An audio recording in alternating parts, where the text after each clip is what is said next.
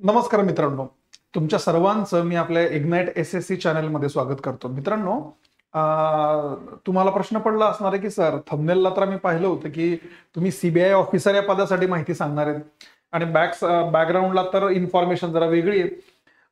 एक थोडं 5 मिनिटासाठी तुमच्या सर्वांसाठी अतिशय महत्वाची अशी गुड न्यूज आहे मित्रांनो, लक्षात ठेवा. तुम्ही जर कधी बॅकग्राऊंडला जर कधी पाहत असाल तर तुम्हाला एक गोष्ट दिसत असणार आहे.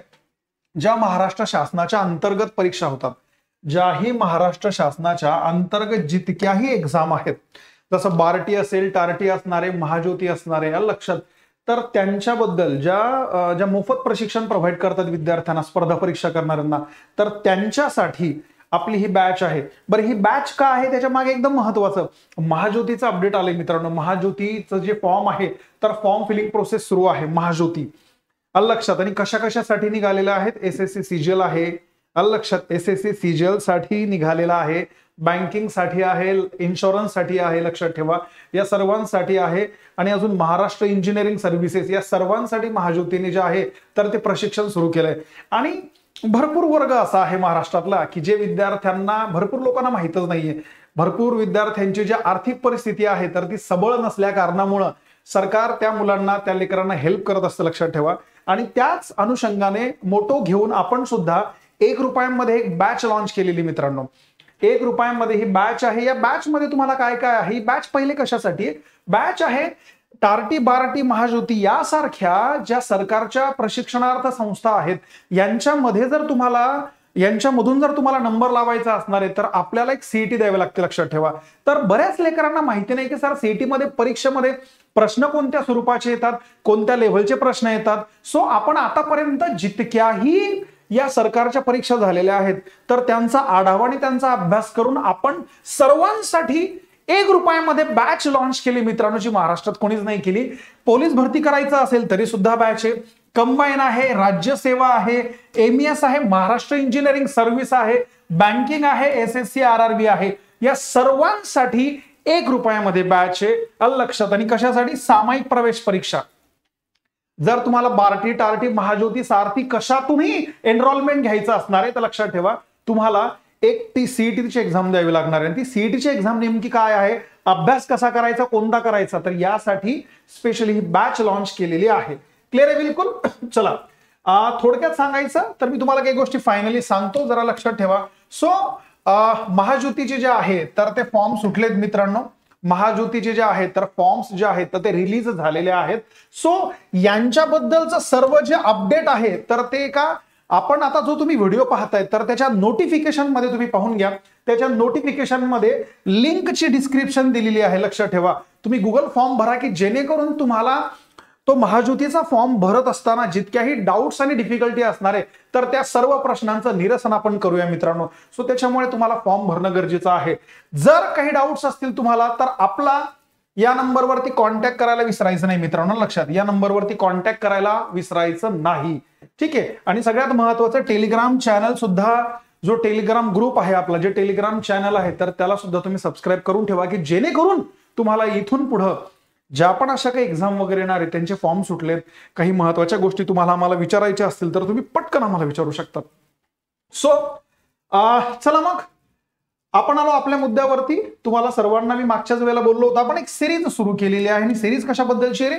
सिरीज आहे जितक्याही एसएससी सीजीएल मधून एक्झाम होतात, पोस्ट भरल्या जातात तर त्यांच्याबद्दल मी गुलशन बेलदार तुम्हाला सर्व डिटेलमध्ये माहिती पुरवणार आहे मित्रांनो, लक्षात. सो मागच्या वेळेला आपण पाहिलं होतं एक्साइज इन्स्पेक्टर या पदासाठी सर्व माहिती पाहिली होती. आज आपण पाहतोय अतिशय प्रत्येक मुलांना हवाहवाशी वाटणारी एखादी पोस्ट जिचं नाव लहानपणापासून आपण ऐकत आलोय, तुम्हाला माहिती असणार आहे, आणि ती आहे CBI officer. It's a central bureau of investigation, लक्षात. केंद्रीय तपास यंत्रणा आहे. सो सीबीआय जे आहे मित्रांनो, तुम्ही आजही पाहत असाल, एखादा आपण पिक्चर पाहतो किंवा रियालिटीमध्ये सुद्धा ज्या ज्या वेळेला घटना घडतात त्यावेळेला लोक म्हणत असतात की सीबीआय कडून आम्हाला चौकशी असली पाहिजे. मग सीबीआय एवढा पॉप्युलर का आहे, त्याचा पगार काय आहे, पोस्टिंग काय आहेत, सर्वचे सर्व स्वरूप मी तुम्हाला आजच्या लेक्चरमध्ये सांगणार आहे. सीबीआय ऑफिसर म्हणजे नेमका काय, कोणाच्या अंतर्गत, परीक्षा कोण घेतं, निवडीची प्रोसेस काय आहे, लक्षात. वर्षातून किती वेळेस परीक्षा होणार, जागा, परीक्षांची फी, फिजिकल कट ऑफ, ज्या पद्धतीने एक्साइज इन्स्पेक्टर बद्दल मी तुम्हाला डिटेल सांगितलं होतं, सर्व डिटेल मी तुमच्यासाठी घेऊन आलोय सीबीआय साठी. सो हे सर्व सांगत असताना एक गोष्ट पुन्हा लक्षात ठेवायची, आता जस्ट चालूच एसएससीच्या जागा निघाल्यात एमटीएसच्या. तुम्हाला माहिती आहे एसएससी एमटीएसच्या जागा निघालेल्या आहेत. 10वीच्या बेसवरती जागा आहेत मित्रांनो, लक्षात. फक्त कशाच्या बेसवरती? 10वी मॅट्रिकच्या बेसवरती जागा आहे. एसएससी एमटीएस मल्टीटास्किंग सर्व्हिस असं म्हटलं जातं. सो ज्याही विद्यार्थ्यांचं 10वी झालेलं आहे, म्हणजे ज्यांना 10वीच्या बेसवरती परीक्षा द्यायची असेल, किंवा ज्या विद्यार्थ्यांचं 10वी झालंय, ग्रॅज्युएशन झालेला विद्यार्थी सुद्धा 10वीच्या बेसवरच्या परीक्षा देऊ शकतं, हे जरा लक्षात ठेवा. सो यांच्यासाठी आपल्याकडे एकदम माफलातून रेकॉर्डेड बॅच आहे की जी टू द पॉइंट आहे एसएससीच्या एमटीएसच्या परीक्षांना. लक्षात, आपल्या संस्थेचा रिझल्ट मला असं वाटतं की तुम्हाला सांगायचं काही काम नाहीये. सो एकदम डेडिकेटेडली तुम्हाला याच्यामध्ये टीम मिळणार आहे. लक्षात, बेसिक पासून ऍडव्हान्स पर्यंत संपूर्ण सराव, पीडीएफ, रेकॉर्डेड लेक्चर असणाऱ्या, लक्षात, आणि अनलिमिटेड व्ह्यूज आहे. ही जी बॅच आहे ही आहे रेकॉर्डिंग फॉर्मॅटमध्ये. बॅचेसची जी फीज आहे राजांनो ही आहे 1499 रुपये. सो आतापर्यंत जर बॅच घेतली नसेल तर पटकन बॅच मध्ये एनरोलमेंट करायचं आहे. क्लिअर आहे बिलकुल. सो त्याच सोबतीला जर कधी पाहायला गेलं तर एसएससी फेज 13 आणि एसएससी सीजीएल यांच्या सुद्धा बॅचेस आपल्याकडे रेकॉर्डेड फॉर्मॅटमध्ये आहेत. सो देर आहे दुरुस्त आहे पण असं म्हणतो. लक्षात, सगळ्यांच्या आधी आपण त्या गोष्टींची तयारी सुरू केली पाहिजे. सो जर तुम्ही आतापर्यंत बॅच नसेल घेतली, सो पटकन तुम्ही बॅच घेणं गरजेचं आहे. सो चला, याच माहितीच्या आधारावरतून आपण आपल्या पुढच्या मार्गाकडे जाऊया. महत्वाच्या गोष्टी मी तुम्हाला सांगितल्यात, विसरून जाऊ नये म्हणून मी. लक्षात, सगळ्यात महत्वाचं आपण आता पाहतोय सीबीआय ऑफिसर म्हणजे काय सर. बघा, सीबीआय ऑफिसर एक असं पद आहे ना की जसं आपण म्हणतो ना की वर्दी असते, कोणीतरी पीएसआय असतो, डीएसपी असतो, लक्षात, खाकी वर्दी असते, तसं सीबीआय जे पद आहे ना हे फार वेगळे मित्रांनो, फार वरच्या लेव्हलचं आहे. लक्षात, डायरेक्ट पीएमच्या जवळचं पद असतं, पंतप्रधान. लक्षात, प्राईम मिनिस्टरच्या जवळचं पद असल्या कारणामुळे फार रिच पद आहे, पगार खूप चांगला आहे. जे पोलीस असतात ना आपल्या आजूबाजूला, जे पोलीस वगैरे काम करतात, त्या पोलिसांचा एक एरिया ठरलेला आहे मित्रांनो. मात्र सीबीआयचा एरिया वगैरे काही नाही, ऑल इंडियामध्ये खेळू शकतात. लक्षात ठेवा, ऑल इंडिया कुठे येऊ शकतात, सगळ्या गोष्टींची सूट आहे सीबीआयला. सो त्याच अनुषंगाने आपण सगळ्यात पहिले पाहूया की सीबीआय म्हणजे काय. राजा, सीबीआयचा फुल फॉर्म आहे सेंट्रल ब्युरो ऑफ इन्व्हेस्टिगेशन. याला मराठीमध्ये म्हटलं तर केंद्रीय अन्वेषण ब्युरो. लक्षात, ही भारतातील प्रमुख तपास संस्था आहे. क्लिअर आहे. सीबीआय अधिकारी कोण असतो? हा एक कायदा अंमलबजावणी करणारा व्यावसायिक अधिकारी असतो जो सीबीआय साठी काम करतो. लक्षात, हा कोणासाठी काम करतोय? सीबीआय साठी काम करणारा एक अधिकारी असतो. मुख्य जबाबदारी काय आहे? भ्रष्टाचार, आर्थिक गुन्हे, राष्ट्रीय सुरक्षा यांच्याशी संबंधित गंभीर प्रकरणांचा तपास करणं, त्याच्यावरती काम करणं. कामाचं स्वरूप कसं आहे? सखोल चौकशी केली जाते. लक्षात, त्याच्यानंतर पुरावे गोळा करणं, गुन्हेगारांविरोधात खटला गोळा करणं, खटला भरणं, खटला चालवणं, या गोष्टी सीबीआय कडून होतात. संबंधित विभागांशी समन्वय, कोणते कोणते असे संबंधित विभागे की ज्यांच्याशी ते कोरिलेट करतात. स्थानिक पोलीस यांच्याशी संबंध असतो, न्यायालयाशी डायरेक्ट थेट संबंध आहे, किंवा इतर केंद्रीय संस्था. असं पाहायला गेलं तर सीबीआयच्या लोकांना जनरली कोणी अडवतच नाही, नाव पाहूनच सगळ्या गोष्टी क्लिअर होतात. लक्षात, सीबीआयला असा स्पेशल असा काही युनिफॉर्म वगैरे नसतो, जरा लक्षात ठेवा. अतिशय क्रीम अशी पोस्ट आहे सीबीआय. त्याच्यानंतर गोपनीयता आणि अचूकता, सर्व तपास अत्यंत गोपनीय आणि अचूकतेनं पार पाडले जातात. हे सर्वच्या सर्व आहे सीबीआय म्हणजे काय.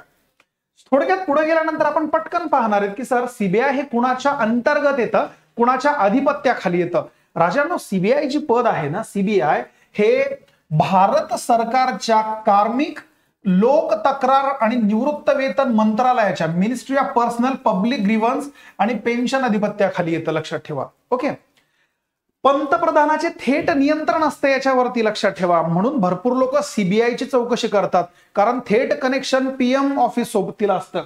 या मंत्रालयाचे कार्य थेट पंतप्रधानांच्या अधिपत्याखाली असते, त्यामुळे सीबीआय अप्रत्यक्षपणे पंतप्रधान कार्यालयाच्या नियंत्रणाखाली काय करतं? कार्य करतं.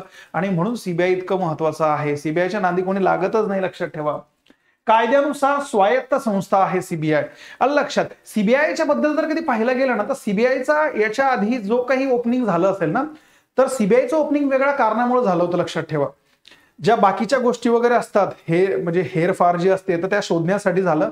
मात्र कालांतरानंतर त्याची प्रॉपर जी आहे तर वरच्या लेव्हलला सीबीआयला नोंदवलं गेलं. आणि आज भारतामधली सगळ्यात प्रमुख संस्था जर कधी कोणी असणार आहे तर ती आहे सीबीआय, की ज्यांच्यावरती लोकांचा ट्रस्ट आहे.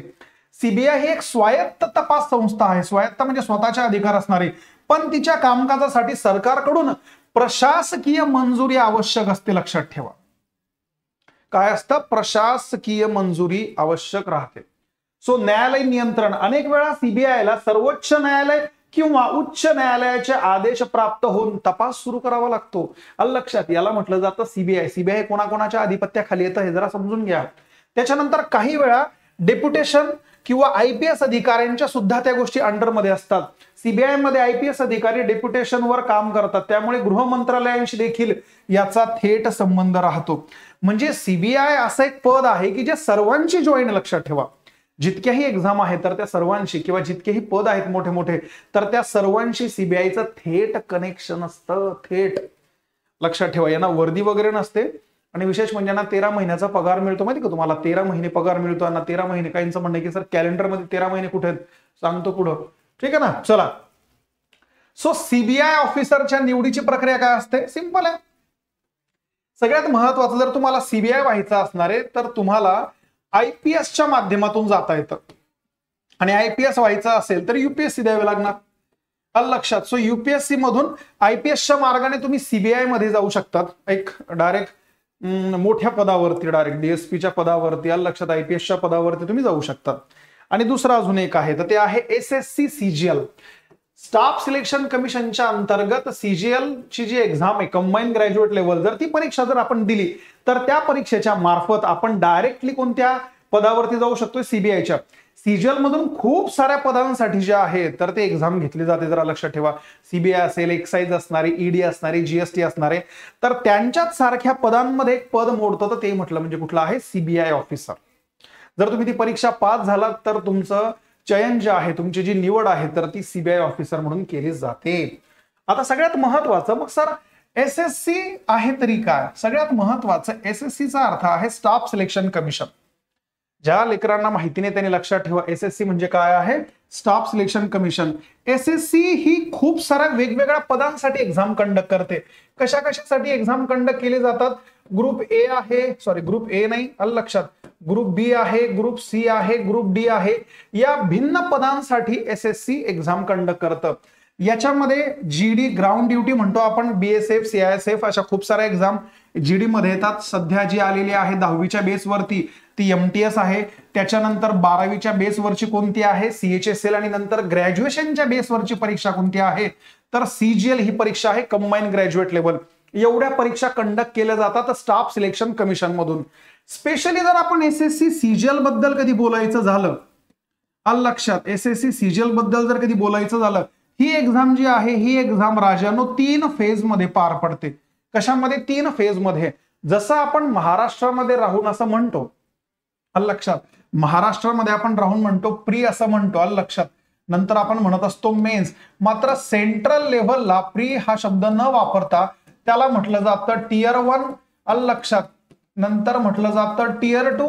सीजीएलची जी परीक्षा आहे यांना इंटरव्ह्यू हा प्रकार नाही, लक्षात ठेवा, यांना इंटरव्ह्यू नावाचा प्रकार नाही. तो गेल्या काही 2-3 वर्ष झाले तो रद्द केलेला आहे. सो टियर 1 द्यावं लागतं, टियर 2 द्यावं लागतं. त्याच्यानंतर डॉक्युमेंट व्हेरिफिकेशन, मेडिकल व्हेरिफिकेशन, काही पद असे असतात की ज्यांना फिजिकलची गरज असते. या सर्व गोष्टी झाल्याच्या नंतर तुम्ही सीबीआय पदावरती जाऊ शकतात. या एसएससी सीजीएल मध्ये खूप सारे पद असल्या कारणामुळे ज्यावेळेला तुम्ही सीजीएलचा फॉर्म भरतात, फॉर्म भरत असताना तुम्हाला जे पद हवं असणार आहे त्या पदासाठी प्रेफरन्स विचारला जातो. काय विचारला जातोय? प्रेफरन्स. लक्षात, प्रेफरन्स भरला जातो. म्हणजे जर तुम्हाला वाटत असणार आहे की सर माझा अभ्यास चांगला आहे आणि मला हे पद हवं आहे, तर तुम्ही तसा प्रेफरन्स त्यांना देऊ शकता. त्या प्रेफरन्स नुसार जर तुम्हाला मार्क्स मिळाले तर तुम्हाला ते पद मिळू शकतं. सो पुढे पाहूया. आता स्पेशली सांगायचं झालं तर टियर 1 काय आहे? सो हा आहे टियर 1 आणि हा आहे टियर 2. टियर 1 जे आहे तर हे टोटली काय आहे? क्वालिफाईंग नेचर आहे. काय आहे? क्वालिफाईंग नेचर आहे. फक्त पास करणं गरजेचं आहे. 4 विषय आहेत, मॅथ्स आहे, रिझनिंग आहे. बघा, मॅथ्स आहे, रिझनिंग आहे, जनरल अवेअरनेस आहे आणि काय आहे? इंग्रजी. प्रत्येकाचे 25 प्रश्न आहेत. याचा अर्थ 100 क्वेश्चन्स जे आहे तर ते आहेत 200 मार्कांना. याचा अर्थ एक प्रश्न जो आहे तर तो 2 मार्कांसाठीचा आहे. हा फक्त तुम्हाला क्वालिफाय करावा लागतो. एकदा जर तुम्ही टियर 1 क्वालिफाय झालात तर तुम्ही एंट्री करता टियर 2 मध्ये, लक्षात ठेवा. आणि टियर 2 मध्ये एंट्री केल्याच्या नंतर हा जो आहे इथून ठरतो तुमचं फायनल मेरिट. लक्षात, फायनल मेरिट ठरवणारा हा प्रकार आहे. मग सर टियर 2 मध्ये काय आहे, तर राजा टियर 2 मध्ये तुम्हाला गणित आहे, गणिताचे 30 प्रश्न असतात. त्याच्यानंतर इंग्रजी आहे, इंग्रजीचे 45 प्रश्न आहेत. लक्षात, रिझनिंग आणि जनरल, रिझनिंगचे 30 प्रश्न आणि जनरल अवेअरनेसचे किती आहे 25 प्रश्न. जर तुम्ही एवढे प्रश्न जर कधी सुरुवातीचे वरचे पाहिलेत तर यांची बेरीज होते 130. याचा अर्थ हे एकूण 130 प्रश्न आहेत. आणि सर्वच्या सर्व जो खेळ आहे एसएससी सीजीएलचा तो या 130 प्रश्नांशी डायरेक्ट कनेक्टेड आहे. का? कारण टियर 2 मध्ये प्रत्येक प्रश्न हा 3 मार्कांना आहे. म्हणजे याचा अर्थ 130 प्रश्न गुणिला 3, याचा अर्थ 3×39, 390 मार्कांचा खराखुरा गेम आहे, लक्षात ठेवा. मग सर हे जे कॉम्प्युटर लिहिलंय त्याचं काय? कॉम्प्युटरचे 20 प्रश्न आहेत. कॉम्प्युटरचे 20 प्रश्न, एक प्रश्न 3 मार्कांना, याचा अर्थ 20×60. मात्र तुला हे फक्त क्वालिफाय करावं लागतं. तुम्हाला फक्त हे काय करावं लागतं, क्वालिफाय करावं लागतं. त्याच्यामुळे लक्षात ठेवा, सगळ्यात महत्वाचं तुमचं जेही फायनल मेरिट लागणार आहे तर ते कशामधून लागतंय, 390 मधून. तुमचं जेवढे फायनल मेरिट लागणार आहे तर ते फायनल मेरिट लागतं राजानो 390 गुणांमधून मेरिट लागतं. याच्यानंतर सुद्धा एक परीक्षा असते जी फक्त असते तुमची टायपिंग टेस्ट. लक्षात, तुम्हाला टायपिंगचं स्किल आहे, ज्याला म्हटलं स्किल टेस्ट, हा प्रकार आपल्याला द्यावा लागतो. इझी आहे, त्याच्यासाठी प्रमाणपत्र असलंच पाहिजे असं काही गरजेचं नाही. क्लिअर आहे? सो नेक्स्ट पुढच्या पेजवर आपण जाऊया पटकन आणि आपण बऱ्याचशा गोष्टी पाहूया. आता मी दरवेळेला एक गोष्ट तुम्हाला जरा समजावून सांगतो की तुम्ही ज्याही परीक्षांची तयारी करत असणार तर त्याच्याबद्दल थोडासा आढावा आणि अनालिसिस तुमच्याकडे असलं पाहिजे. कसं, मी जर कधी थोडक्यात कधी पाहिलं तर मागच्या वर्षी किती व्हॅकन्सीज होत्या जरा लक्षात ठेवा. 2021 पासून 2025 पर्यंतचा विचार कधी केला तर व्हॅकन्सीचा जो रेट आहे तर तो वाढत वाढत चाललाय, लक्षात ठेवा. 2021 मध्ये 7,621 जागा होत्या. 2022 मध्ये 37,000 जागा होत्या. या जागा कोरोनाच्या वर्षी ज्या जागा शिल्लक राहिल्या होत्या त्याच्यामुळे याच्यामध्ये झालेली ही वाढ आहे. मी सर्व का सांगतोय, बिकॉज आपल्या महाराष्ट्रातल्या लेकरांचा जो टक्का आहे तर तो एसएससी मध्ये वाढला पाहिजे. आपले मुलं या ठिकाणी आले पाहिजेत. फक्त 4 विषयांचा तर अभ्यास करायचा आहे. लक्षात, फक्त 4 विषयांचा अभ्यास करायचा आहे. आणि हेच ते 4 विषय आहेत की जे तुम्ही एमपीएससी कंबाईन तलाठी सरळ सेवा टीईटी टेट बँकिंग सर्व परीक्षांमध्ये करतात. हे जरा लक्षात ठेवा. सो मी पुन्हा सांगतोय म्हणून या अनालिसिस कडे जरा लक्ष द्या. 2023 मध्ये 8,500च्या जवळपास, 2024 मध्ये 18,336 जागा आणि आता सध्या चालू 2025 मध्ये 14,582 जागा आहेत मित्रांनो. सो जर तुम्ही कधी पाहत असाल फक्त मुद्दा 4 विषयांचा आहे. ओके, 4च विषय आहे. त्याच्यातून रिझनिंग एक असा प्रकार आहे की जो तुम्हाला सर्वांना जमतो, चांगला जमतो. ठीक आहे. सो तुम्ही याच्यामध्ये प्लस पॉईंट शोधू शकतात की हा सर याच्यामध्ये माझ्यासाठी एखादी जागा मी काढू शकतो. त्याच्यानंतर प्रिव्हियस इयरचा कट ऑफ जर कधी पाहिला आपण, स्पेशली टियर 1चा, लक्षात, टियर 1चा कट ऑफ जर कधी पाहिला तर जनरल जे आहे 2022 मध्ये 114 वर लागलं होतं. 2023 मध्ये 150 आणि डायरेक्ट 2024 मध्ये 153.18. याचा अर्थ असा आहे की जो टियर 1चा पेपर 200 मार्कांचा आहे तर तुम्हाला मिनिमम 160 प्लसचं टार्गेट ठेवावं लागणार. 160 प्लसचं टार्गेट ज्यावेळेला तुम्ही लोक ठेवणार तर त्यावेळेला तुम्ही तुम्ही पेपर पास कराल. टियर 1 मधून टियर 2 मध्ये तुम्ही जा. ठीक आहे. सो नेक्स्ट पुढे जात असताना आता बऱ्याचशा गोष्टी बघा. आता याच्यामध्ये सगळ्यात महत्वाचं काय आहे सर, सीबीआय ऑफिसर या पदासाठी वय किती आहे तर बघ राजा, कमीत कमी वय आहे 20 आणि जास्तीत जास्त वय किती आहे 30. कमीत कमी वय आहे किती 20 आणि जास्तीत जास्त किती आहे 30. जर तुम्ही एससी एसटी मधून कधी असाल तर तुम्हाला 5 वर्षाची सूट आहे आणि जर तुम्ही ओबीसी मधून असाल तर तुम्हाला 3 वर्षाची सूट आहे जी एसएससी मधून मिळतच राहते. सगळ्यात महत्वाची चांगली गोष्ट काय आहे, ऍप्लिकेशन फीज. सर एसएससी होण्यासाठी फीज किती आहे बघ राजा, एकदम सिंपल आहे. एसएससीचे कोणतेही पद भरण्यासाठी संपूर्ण भारतातल्या एकाही महिलेला, ती कोणत्याही कॅटेगरीची असू द्या, ओपन असू द्या, एससी एसटी एनटी कोणती असू द्या, महिलांना 1 रुपया याच्यामध्ये लागत नाही. फक्त जे मुलं आहेत मुलांमध्ये सुद्धा एससी एसटीचे मुलं सोडून जे ओबीसी आहेत आणि जो ओपन वर्ग आहे प्रवर्ग तर त्यांना फक्त 100 रुपयाचं शुल्क भरावं लागतं, बाकी काहीही लागत नाही. ठीक आहे. त्याच्यानंतर सगळ्यात महत्वाचं आहे बघा, सीबीआय ऑफिसर होत असताना तुम्हाला काही गोष्टींची गरज आहे, ते म्हणजे फिजिकल स्टँडर्ड चेक करणं. का फिजिकल स्टँडर्ड चेक करणं? कारण सीबीआय एक असा जॉब आहे की ज्याच्यामध्ये फिरस्ती असते, लक्षात ठेवा. सो तुम्ही तेवढे फिजिकली फिट आहात का, तुम्ही त्या फिजिकल स्टँडर्ड पर्यंत जातात का, या गोष्टी चेक करणं फार गरजेचं आहे. सो पुरुषांसाठी काय आहे सर, उंची तुमची 165 सेंटीमीटर असली पाहिजे. अशा वेळेला भरपूर केसेस अशा घडतात की लेकरं काय करतात माहिती का, SSC CGL ची प्री पास करतात, टियर 1 पास करतात, टियर 2 पास करतात, डॉक्युमेंट व्हेरिफिकेशन होतं, आणि ज्या वेळेला स्पेशली मेडिकल किंवा फिजिकल स्टँडर्ड चेक केलं जातं त्यावेळेला मग कळतं 165 नाही सर 164 उंची भरली, तुम्हाला डायरेक्ट रिजेक्ट केलं जातं. मग रिजेक्ट केलं जातं याचा अर्थ तुम्हाला कोणता दुसरा जॉब देतील का, डायरेक्ट घरी लक्ष, डायरेक्ट पुन्हा जिथं होते तिथं, मग पुन्हा टियर 1 द्या, टियर 2 द्या, मग पुन्हा प्रोसेस आहे. त्याच्यामुळे जर तुमची इच्छा असणार आहे सीबीआय मध्ये एंट्री करायची, तर तुमची जी किमान उंची आहे तर ती 165 असली पाहिजे. पण जर तुम्ही कॅटेगरी मधून येत असाल लक्षात, तर तुम्हाला 5 सेंटीमीटर साठी सूट आहे, म्हणजे 160 असली तरी चालते. गडवाली, आसामी, गोरखा किंवा अनुसूचित जाती जमातीसाठी 5 सेंटीमीटरची सूट आहे. छाती जी आहे ती न फुगवता 76 आणि फुगवून 5 सेंटीमीटर, म्हणजे याचा अर्थ 81 तुम्हाला दाखवावे लागणार, लक्षात असं आहे. ओके, सो हे झालं स्ट्रक्चर. पुढचं स्ट्रक्चर आपण पाहूया की सर महिलांसाठी फिजिकल स्टँडर्ड काय आहे. महिलांसाठी किमान उंची जी आहे ती 150 आहे, आणि जर समजा तुम्ही कॅटेगरी मधून किंवा गडवाली आसाम किंवा गरवाली असाल तर मात्र 2.5 सेंटीमीटरची सूट महिलांना दिलेली आहे. वजनाबद्दल जर कधी पाहायला गेलं तर मुलांच्या वजनाबद्दल काहीच नाही, मात्र मुलींचं वजन किती असलं पाहिजे, कमीत कमी 48 किलो, कमीत कमी 48 किलो वजन असलंच पाहिजे. असं नाही चालणार की हवा आल्याने उडून गेलेत म्हणून, लक्षात. सो कमीत कमी 48 किलो वजन असलंच पाहिजे. जर तुम्ही कॅटेगरी मधून असाल तर तुम्हाला 2 किलोची सूट आहे, याचा अर्थ 46 चालवून घेतील, मात्र तुमचं 48 किलो वजन असलंच पाहिजे.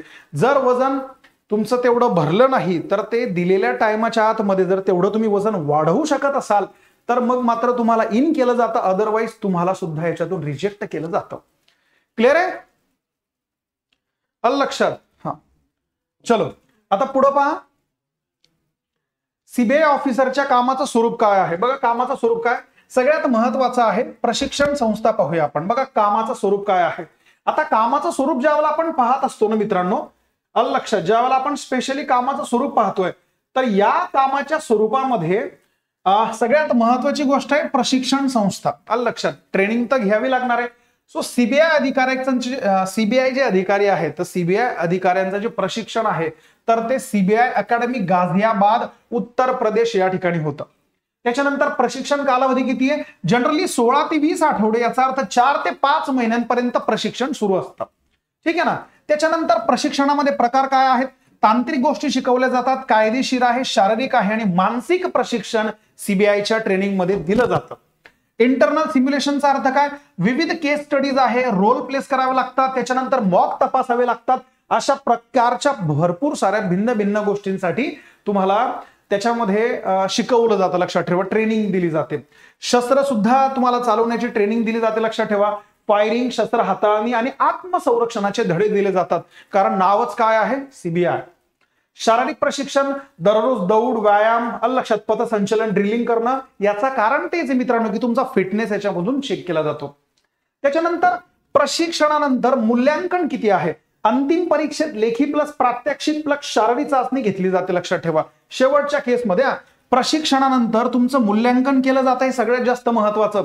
प्रशिक्षण म्हणजे ट्रेनिंग झाल्यानंतर सगळं थांबतं असं नाहीये, याच्यामध्ये तुमची परीक्षा घेतली जाते, जे शिकवलं आहे त्याच्यामध्ये प्रॅक्टिकल घेतले जातात आणि शारीरिक चाचणी सुद्धा चेक केली जाते. प्रशिक्षण यशस्वी झाल्यावर पूर्ण केल्यानंतर अधिकृत सीबीआय ऑफिसर म्हणून तुमची नियुक्ती केली जाते. विशेष प्रशिक्षण, काही अधिकाऱ्यांना परदेशात विशेष प्रशिक्षणासाठी पाठवले जाऊ शकते, लक्षात. जसं तुम्ही ऐकलं असणार आहे, FBI असणार आहे, इंटरपोल असणार आहे, असे जे नाव आपण कधीतरी पिक्चर मध्ये ऐकतो, सेम गोष्टी या ट्रेनिंग मध्ये तुम्हाला शिकवल्या जातात. ठीक आहे ना. हा, अजून काय आहे तर सीबीआय ऑफिसर प्रशिक्षणामध्ये अजून काय काय शिकवले जातात, तर कोणते कोणते विषय तुम्हाला टीच केले जातील. तुम्हाला गुन्हेगारी कायदे शिकवले जातात, ज्याच्यामध्ये IPC आहे, CRPC आहे, एव्हिडन्स ऍक्ट आहे.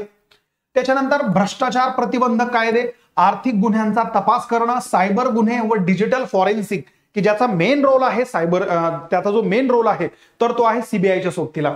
पुरावे गोळा करणे, त्याचं विश्लेषण, एव्हिडन्स, पुरावे शोधणं, चौकशी तंत्र व साक्षीदार हाताळणी, आलं लक्षात, चौकशी तंत्र व साक्षीदार हाताळणे. त्याच्यानंतर केस डायरी व अहवाल लिखणे. केस डायरी याचा अर्थ जे आपण काही केसेस असणार आहेत, भरपूर वेळेला तर असं असतं की 100 पानांचा गठ्ठाच्या गठ्ठा असतो, कारण केसेस अशा राहतात की तुम्हाला भरपूर सारा गोष्टी वाचाव्या लागतात आणि त्याच्यामध्ये भरपूर सारे विषयांशी आपला संबंध येतो. लक्षात, कधीतरी चौकशी करावी लागते, पुरावे दाखवावे लागतात, न्यायालयीन काही गोष्टी असतात, गुन्हेगारीचे कायदे असतात, कधी भ्रष्टाचाराशी संबंधित राहतात. सो लेकरांनो, तुम्हाला या सर्वच्या सर्व गोष्टींचं नॉलेज असलं पाहिजे आणि म्हणून या सर्व गोष्टी ट्रेनिंग मध्ये तुम्हाला डिटेलमध्ये शिकवल्या जातात. क्लिअर आहे बिलकुल.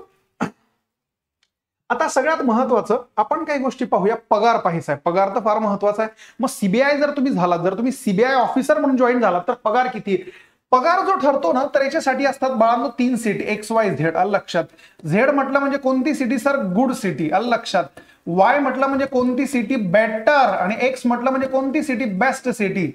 जनरली कोणत्याही सरकारी कायद्यामध्ये, कोणत्याही सरकारी नोकरीमध्ये सिटी फार मॅटर करते. जर मेट्रो सिटी असणार आहे तर त्याच्या अनुषंगाने तुमचा जो खर्च आहे तर तो जरा जास्त राहतो, त्यामुळे तुमचा जो पगार आहे तर तो व्हॅरी होत राहतो. ठीक आहे. सो पे स्केल किती आहे? पे स्केल आहे 44,900 पासून तर 1,42,400 रुपयापर्यंत. सीबीआयचा जो अधिकारी आहे तो सगळ्यात जास्त पगार घेणारा व्यक्ती, लक्षात ठेवा. 95,000 ते लाख रुपयापर्यंत पगार आहे मित्रांनो. ठीक आहे. त्याच्यानंतर इथं पाहिजे काय म्हटलंय, ग्रेड पे किती आहे? ग्रेड पे आहे 4600. ठीक आहे ना. बेसिक पे किती आहे? 44,900. हा बेसिक पे जो आहे हा 44,900 आहे. सो याच्यामध्ये लिहिलंय की एक सिटी साठी 24%, वाय साठी 16%, झेड साठी किती आहे? 8%. अशा प्रमाणे तुम्हाला डीआरने तुम्हाला जो HRA असतो तो मिळतो सिटी वाईज. आणि जर तुम्ही कधी कधी गेलात तर तुमचा शेवटी जो पगार आहे बघा, डीए किती आहे? 55% डीए आहेत. डिअरन्स अलाउन्स म्हणतात त्याला. एवढ्या पदावरतून तुम्ही जर कधी पाहत असणार तर तुमचा पगार किती जातो? 62,664. हा तर पगार मी फार कमी सांगतो, लक्षात ठेवा. याच्यामध्ये भरपूर साऱ्या गोष्टी अजून ऍड होत चालतात. म्हणजे हा पगार जवळपास 75 ते 85 हजारापर्यंत जातो. ठीक आहे. सो शेवटच्या 2 गोष्टी राहिल्या त्या आपण पाहूया, म्हणजे तुम्हाला सगळ्या गोष्टी मला सांगता येतील. त्याच्यानंतर या फिजिकल गोष्टी मी तुम्हाला आता सांगितलं. हाईट किती पाहिजे? हाईटचं रिलॅक्सेशन आहे, चेस्ट आहे, वेट आहे. सगळ्यात महत्वाच्या 3 गोष्टी पाहून घ्या. विजन काय आहेत?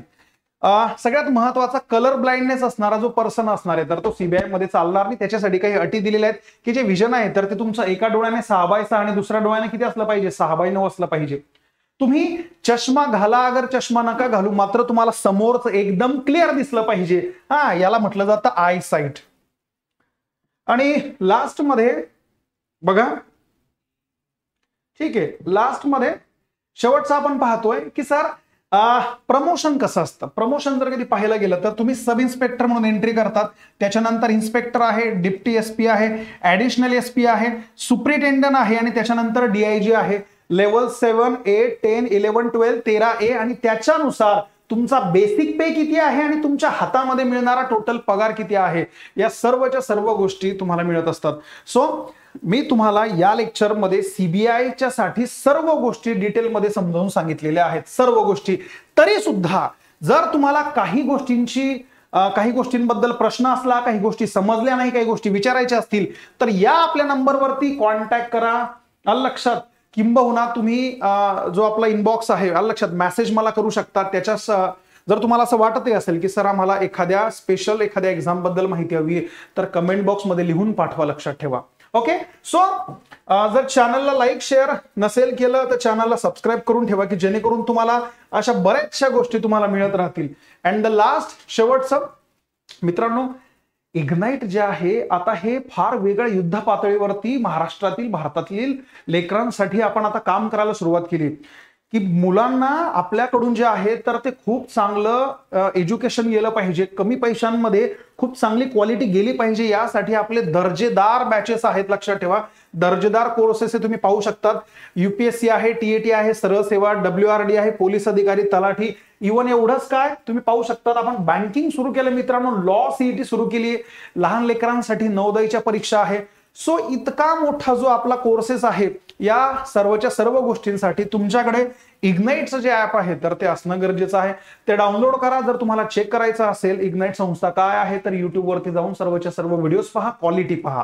ठीक आहे. सो पुढच्या लेक्चरला याच्याशी संबंधित असणारा एक नवीन व्हिडिओ घेऊन तुमच्यासाठी येणार एका नवीन पोस्टच्या सोबतीला. तोपर्यंत काही डाऊट्स असेल तर कमेंट बॉक्समध्ये लिहा. लाईक, शेअर आणि सबस्क्राईब करायला विसरू नका. चला, थँक्यू.